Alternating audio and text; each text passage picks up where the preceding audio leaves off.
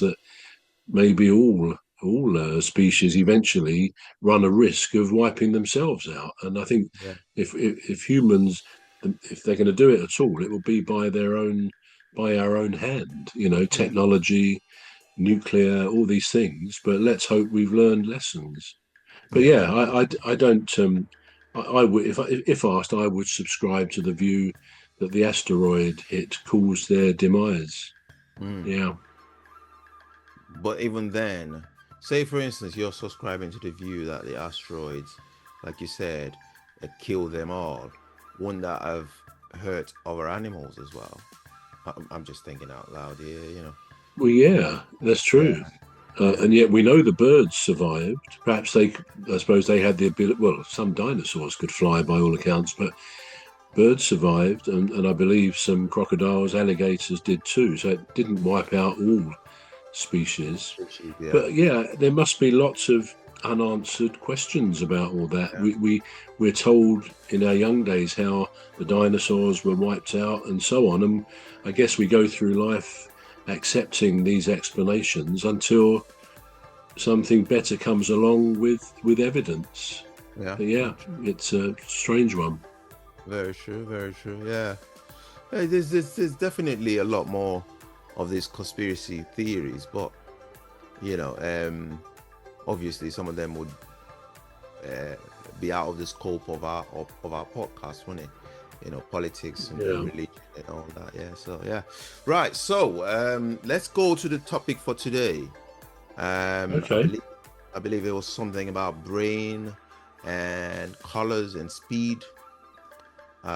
So you got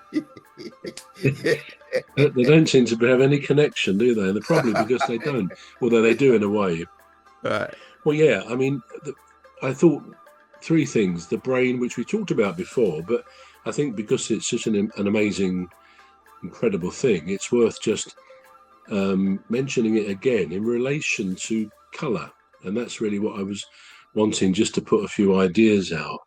Right. But first, speed, because our brain, the human brain, human ingenuity, has been and is incredible at looking at this universe and calculating things, events, or distances, speeds, which is incredible that we've got the brain power to do such things. So this is where there's a bit of a link, and I think probably what we chat about here we may need to carry over till next time because Right. it's quite a wide sort of subject.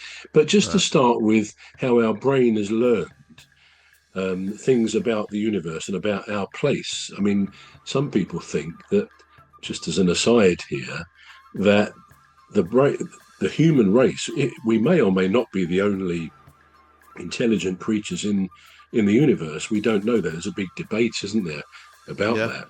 But whatever the truth of that, it's almost as if humans are part of the life form that we call the universe. I mean, this universe is beyond description, really, in terms of size and what's in it, what happens.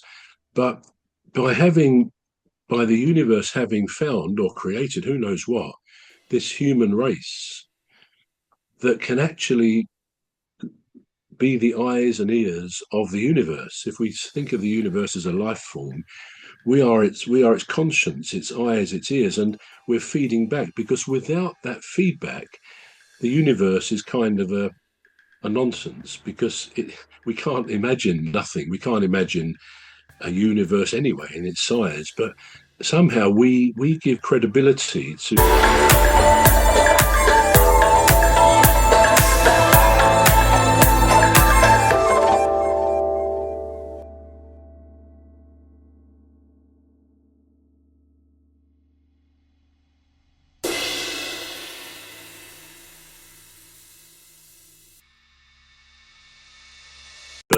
Somehow we give credibility to this universe, and that's perhaps a way to look at it.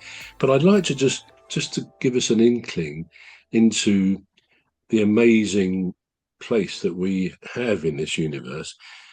Three different types of speed. Now, if I asked you a question, do you ever wonder how fast we might be moving through space, or do you take the view we're not moving through space? We're just on a stationary, static planet.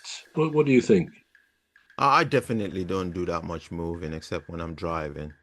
So That's not the answer I wanted. So, but do you think we're moving through space or not? are we moving through space? Depends on what. It depends on in what context. Right. So the Earth is moving.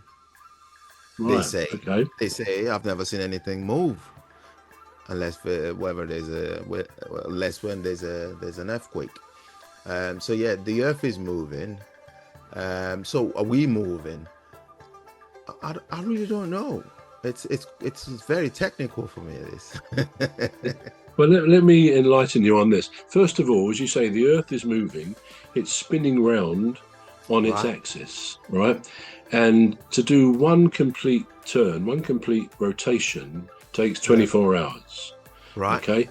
Now, the speed, any idea what speed that is rotating at? Bearing in mind, it feels like we're not moving at all, but we're obviously rotating at a certain speed. We know we are because we have day and night, we have dawn and sunset. So something's happening in our relationship with the sun. So we know Right. we're moving, but any idea of the speed that it's rotating? Right. Okay.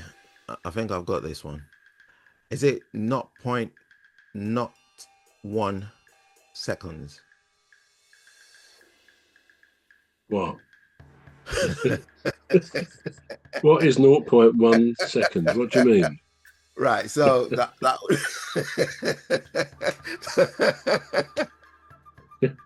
I'm lost.